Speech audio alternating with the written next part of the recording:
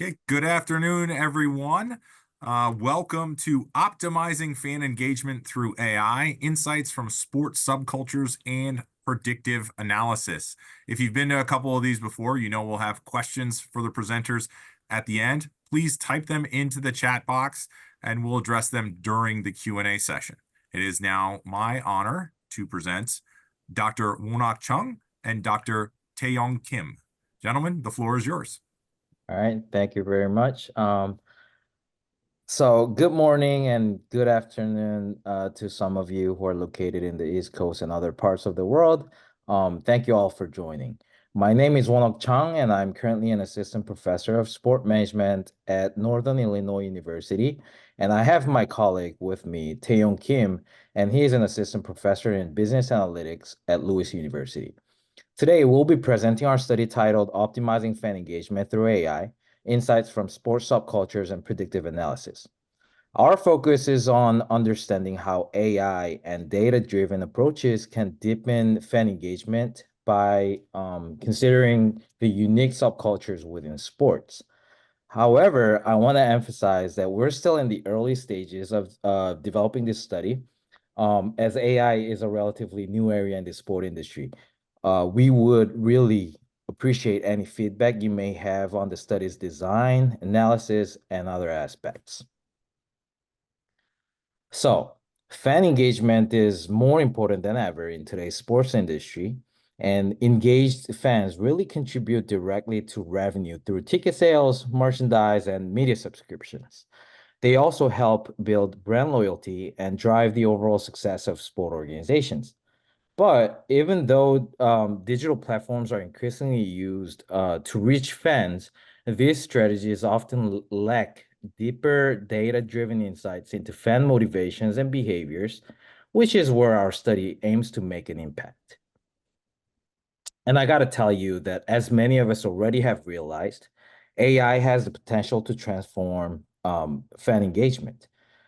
Through automation and personalization, AI can tailor fan experiences and predict engagement patterns, which helps creating a dynamic fan experience. But while predictive analytics has been widely used for player performance and injury forecasting, it's been underutilized for fan engagement strategies. This gap presents a significant opportunity for our research. But sports subculture is a very complex concept. And for those of you who might not be familiar with the concept, I would like to show you some examples of sports subculture before I jump into this slide. So Raider Nation is a prime example of a strong fan subculture, known for their elaborate costumes and face paint. These fans have created an identity around toughness and loyalty, which really embraces a rebellious bad boy image that aligns with the team's brand. This kind of passion and unique identity is something we're looking to understand across various fan subcultures. Another great example is Liverpool's Copites and Dortmund's Yellow Wall. These fans are known for their vocal, vibrant stadium presence, which often, intimidates the opposition. To them, the team is more than just an entertainment. It's a form of identity, and they see themselves as custodians of club's culture. So a sports subculture refers to a smaller, distinct group within the broader culture of sports, characterized by shared norms, values, behaviors, and identity unique to that group.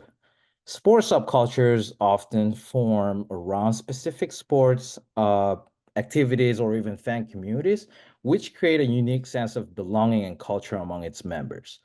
These subcultures typically develop their own styles, language, rituals, and behavioral norms that differentiate them from mainstream or traditional sports culture. So, for instance, skateboarding, surfing, and esports each have well-defined subcultures. Members of these subcultures may prioritize creativity, community, and lifestyle elements that go beyond the competitive aspects of the sport itself. So sports subcultures can significantly influence their members' identities and sometimes challenge mainstream perspectives on sports and athleticism. The way I like to view sports subculture is that it's one of the biggest factors that facilitate socialization that occurs within the sports setting, whether it be a spectator sport or participant sport. But sports subcultures are incredibly diverse, each with distinct values, emotional connections, and engagement styles. Fans of the same team may have vastly different reasons and ways for showing their loyalty, and yet most current strategies apply a one-size-fits-all approach. So our study explores these unique subcultures and how tailored strategies can resonate more effectively with different fan groups. So if you look at the body of literature in this area, the current research doesn't fully address the engagement needs of specific subcultures, nor does it leverage AI or predictive analytics to personalize fan experiences. So by developing subculture specific strategies, we hope to fill these gaps and provide sport organizations and teams with actionable insights to improve fan loyalty and engagement. Now I'll pass it along to Mr. Kim for our methodology. Hi all, my name is Taeyong Kim. I'm assistant professor of business analytics at Louis University. Let me briefly explain my background. Before joining Louis University, I worked for a chief strategy officer at one of the digital marketing companies. And if you think about like online marketing, then if you like think about like a mobile advertisements, now like a lot of companies are leveraging like online data, such as the social behavior data, um, like purchase data and so on. And now like while Wanok and I had a conversation, like we made an like conversation that like if we can leverage the online data such as a lot of like social media data, event data, ticket data, and then if we can make a model to predict the customer behavior, then it will help like other like local like sports companies to boost up their sales volume. So that was the starting point. So first, like this analysis is kind of pretty liminal result, and then we aggregated data and we made an aggregated model. So um, I will explain the methodology part. And in this study, we employed a quantitative approach, specifically predictive modeling, to analyze fan interactions and behavior around English Premier League (EPL). Our data collection focused on three primary sources: fan tweets related to Fantasy Premier League, match data from EPL games held between 2020 and 2022, and match attendance records. For the predictive analytics model, we utilized sentiment analysis on fan tweets to categorize them into positive, neutral, or negative sentiment. Additionally, we incorporated key match statistics such as goals, shots, and expected goals to enrich the predictive model. This integrated data set helped us capture a more comprehensive picture of how fan sentiment, influenced by both game performance and external factors, can affect attendance and overall engagement. Data collection. To provide a comprehensive data set, we collected data from three sources. First, we gathered sentiment data by analyzing tweets related to the Fantasy Premier League. Using sentiment analysis, we categorized these tweets as positive, neutral, or negative to capture fans' emotional responses. Second, we extracted match data from the EPL, which included statistics such as goals scored, shots on target, and expected goals. This gave us insights into game dynamics and team performance. Finally, we collected attendance data to understand how the number of spectators correlated with fan sentiment and game outcomes. By combining these data sources, we were able to form a holistic view of fan engagement drivers into EPL context. Our sentiment analysis was carried out using the Vader sentiment analysis tool, which is well suited for social media data. We processed fan tweets to categorize each one as either positive, neutral, or negative.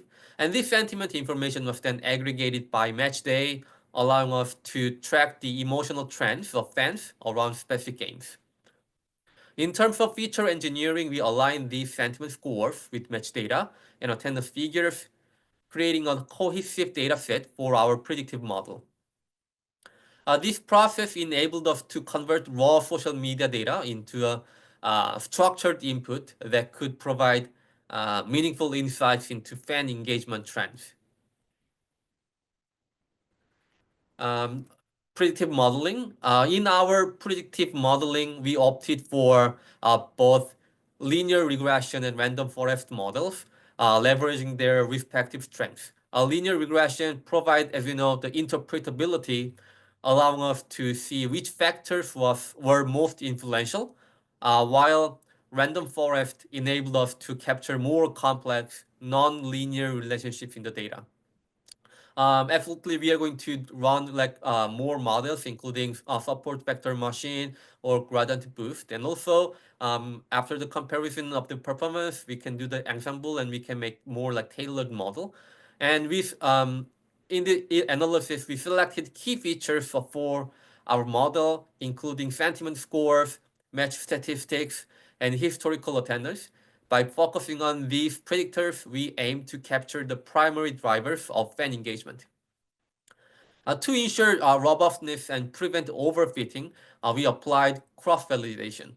This method allows us to validate the model's performance and ensure that our findings were both reliable and generalizable. So let me explain the preliminary result. Our preliminary results showed that the models explained approximately 55% of the variance in match day attendance, indicating a moderate relationship between fan sentiment and attendance. This suggests that fan emotions, as reflected in tweets, do have an impact on the number of spectators attending matches. Among the model tested, the random forest model provides the strongest correlation, suggesting it is more effective at capturing the complex relationship between sentiment and attendance. This finding underscores the value of fan sentiment as a predictive factor in engagement metrics. And here are some key findings. Our key findings reveal several insights. First, positive sentiment was associated with higher attendance, which aligns with the idea that enthusiastic fans are more likely to attend games. Interestingly, negative sentiment had a slightly stronger effect on attendance variability, suggesting that dissatisfaction among fans can also impact attendance numbers. Additionally, we found that match performance indicators such as goals scored and expected goals positively correlated with fan sentiment and attendance. This reinforces the notion that strong team performance boosts fan engagement and drives attendance, highlighting the interplay between on-field success and fan behavior. And from this slide, Wonok will explain the implication of the study.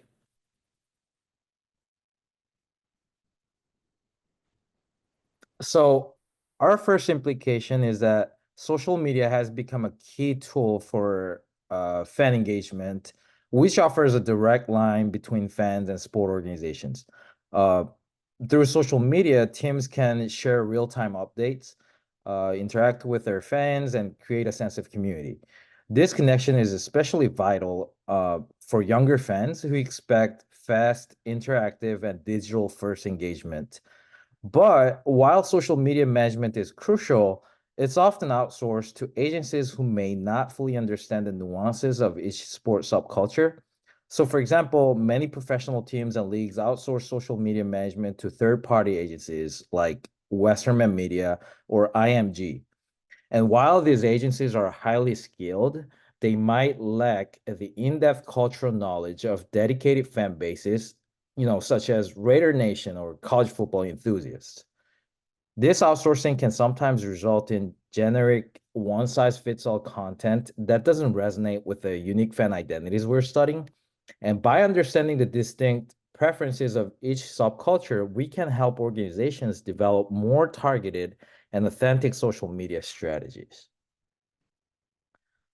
Our second implication is that fantasy leagues are not just about competition, they're about community. These platforms allow fans to communicate, share strategies, and form social connections, often within fan subcultures like college football or NFL superfans.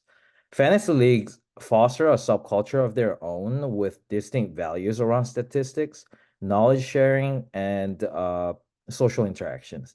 So for some fans, the sense of community within a fantasy league is as important as their connection to the actual sport or the team.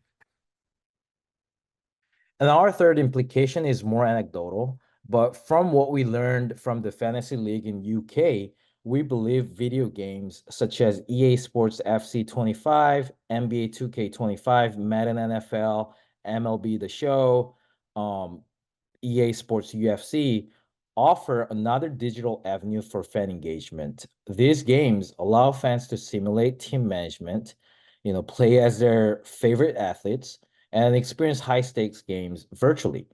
In doing so, they cultivate unique fan experiences and rituals that can translate to real world engagement. So these games essentially serve as digital hubs where fans can socialize, compete, and even follow real life game schedules. The esports component of these games has also fostered its own subculture, with fans and players connecting at events or online to discuss game strategies and real life matchups. For instance, many players of NBA 2K follow the NBA more closely, attend real games, and purchase merchandise because their gaming experience deepens their connection to the sport. So here is our future direction. This section is more of how we envision ourselves going forward with the study. And what our study really aims to explore is how engagement on fantasy platforms and video games correlates with actual fan behaviors like game attendance, merchandise purchases, and online interactions with teams. Now, the question is, does a fan virtual participation lead them to engage more with the team in real life? We're interested in how these digital engagements shape fan loyalty and whether they enhance or diminish, traditional forms of engagement, such as attending games or, following teams' news. So basically, with the study, we are examining the relationship between virtual and physical engagement. Are fans who play Madden NFL or manage a team on ESPN Fantasy Football more likely to attend games, follow players, or buy merchandise? By understanding these connections, we can help sport organizations really tailor engagement strategies to meet fans where they are, whether it be in stadiums or social media or in digital spaces where they're actively engaging with the sport. To dive deeper into these subcultures, we plan to conduct interviews and focus groups to capture fan attitudes, values, and engagement styles. On the quantitative side, we will collect data on social media interactions, purchase histories, and attendance data of each team to feed into our predictive models. Teo, do you have Yeah. yeah. So for the predictive analytics model, as I first mentioned, we had kind of aggregated data, but as you know, like all of the teams have like a various performance based on their like royalty from the fans or locations and so on. So just we have selected one team in located in the England, and then as a like team level, first we are going to make a model, and then we're going to see what kind of like implications that we can derive and so on, and then we can like generalize that model to the for the future. So that was the like our the plans for the future predictive analytics model. So with our data, we aim to develop AI-driven engagement prototypes, such as recommendation algorithms tailored to each subculture and each team. And these prototypes will be tested in simulations, and that will allow us to identify triggers that increase fan engagement, ultimately refining our model's predictive accuracy.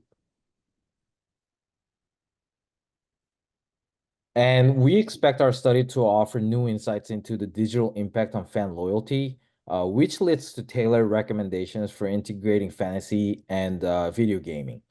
Ultimately, we want to help teams build multi-platform fan connections that engage fans across all touch points. And here are some of the practical implications. Uh, Sport organizations can use AI to create dynamic marketing strategies that change based on predicted fan engagement levels. So, for instance, by using AI-driven data to identify which types of content resonate with Raiders fans compared to Packers fans, organizations can enhance social media engagement through subculture-specific content, themes, and language. Also, the insights gained from predictive models can help tailor in-stadium and digital experiences.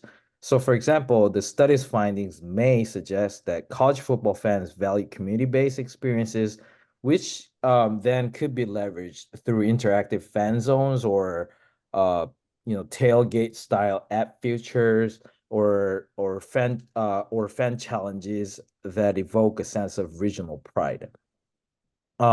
Furthermore, predictive analytics could help determine ideal timing for social media posts, promotions, and events to maximize engagement. For instance, AI could predict peak engagement times for extreme sport fans around major events like the X Games and recommend content that features stunts or athlete spotlights popular with that specific audience. Ultimately, insights into subculture specific preferences will enable sports teams and organizations to design loyalty programs that reflect the traditions, values, and emotional connections of each subculture.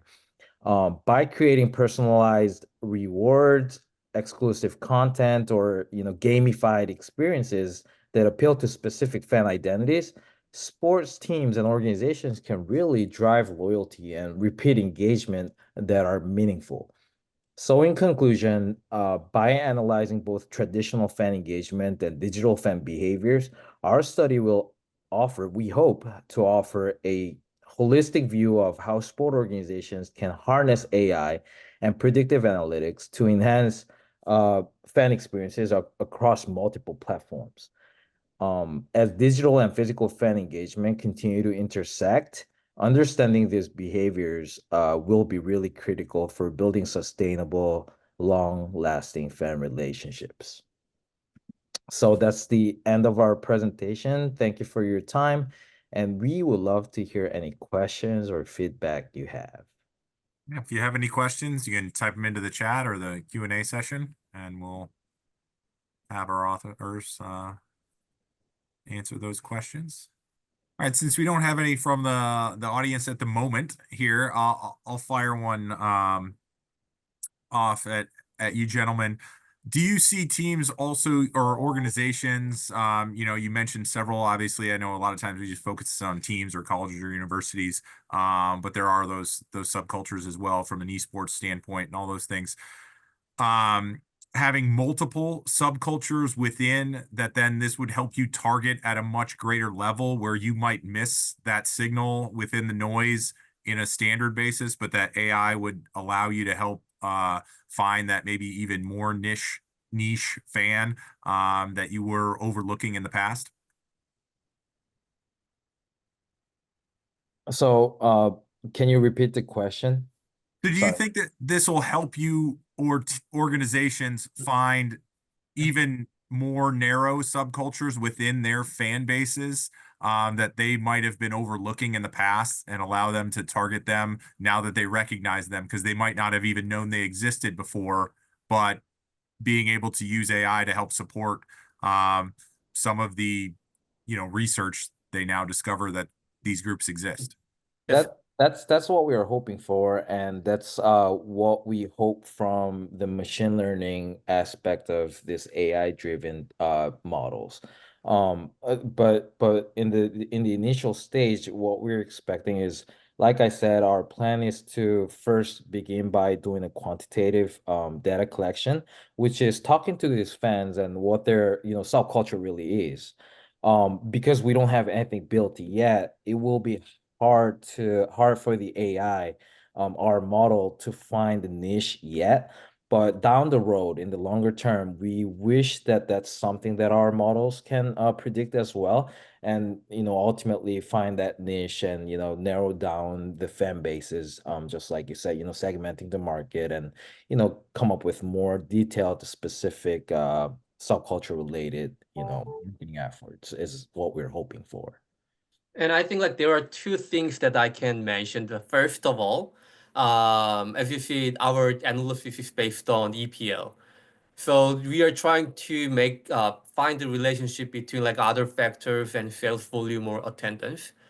And then the second part, okay, so like once we find the relationship, then what's the next? How the teams can leverage these results for their strategy. And for example, based on like tweets or sentiments, if the positive sentiment is directly related to the boost of the sales volume, then we can figure out, okay, what kind of like words or the sentences are making the positive sentiment.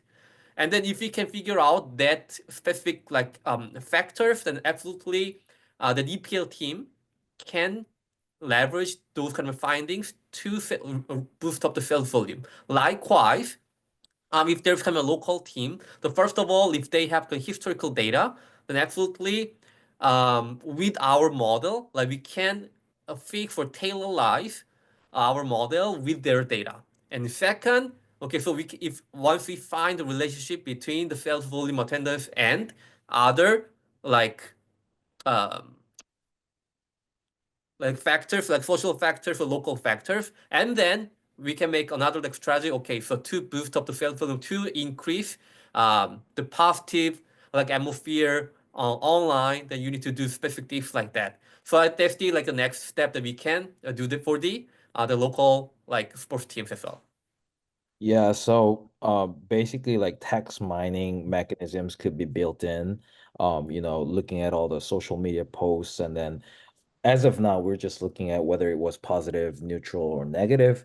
But down the road, those text mining mechanisms could be built in, which will then tell us why are they positive and why are they negative, and or why are they neutral. So yeah, that's what we're hoping for. And also one of the things that we're struggling with right now is actually collecting the data from this sports team. So we have been reaching out to minor league sports teams around the area in Illinois. One of them is Kane County Cougars, Schaumburg Boomers, so baseball, and then Rockford Ice Hogs, which is a hockey team. And the thing is, they're open to sharing their data, and we even told them that, hey, we don't need any personal information. All we need is the purchase behavior of your fans. And the thing is, because it's somewhat hierarchical, they need to go through some of the approvals from the upper management. So it takes a while. It takes a while. So that's some of the parts that we're struggling to collect data from the teams. But social media is just, it's an open source, it's out there. We can always, begin doing that. But if any of the audiences have like a data set from the sports teams that are sitting around, or if you could connect us with any sports teams, that would be awesome. That would be awesome. Yeah, I know the Cavaliers. We were just at a conference with them the other day, and they're doing something very similar internally. Mhm.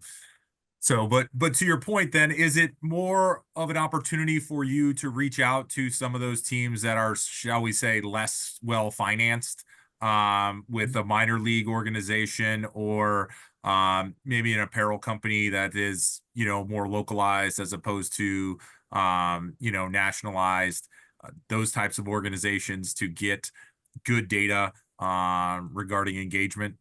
Oh yeah, absolutely. I think so. few of my previous students are now working in Chicago Bulls, and it's just almost impossible to get any sort of data. And often they have an in-house statistician that will do all this sort of stuff. Whereas if you talk to people from minor league teams, uh, they don't have any in-house statisticians or anyone that could really do this type of stuff. One thing though is they have CRM softwares that will kind of tell them the trends of how their tickets are being sold. So for example, where it's been sold, was it from online? Was it from in person, like ticket booth? And then other type of trends such as like the ages of them, but it's just like a general statistics. It's not anything predictive or anything like that. So as we were talking to Kane County C-level executive from Kane County Cougars, which is a minor league baseball team, he was very optimistic about doing all these things because uh because it would cost them a lot of money to do this sort of stuff otherwise. And because we're in the academia and we're just trying to do some research, they're really open to work with us. So yes, to your question, we really think that it's gonna be mutually beneficial for both the minor league teams and academia. Does anyone else have any questions from that standpoint? Or I know our two presenters asked for any assistance or ideas or suggestions about different methodologies or use cases that they could take under account. If anybody has any suggestions there. I saw some of the audiences are in the fitness industry. And we think that, I mean, our whole study is designed or geared towards more of this professional sports teams.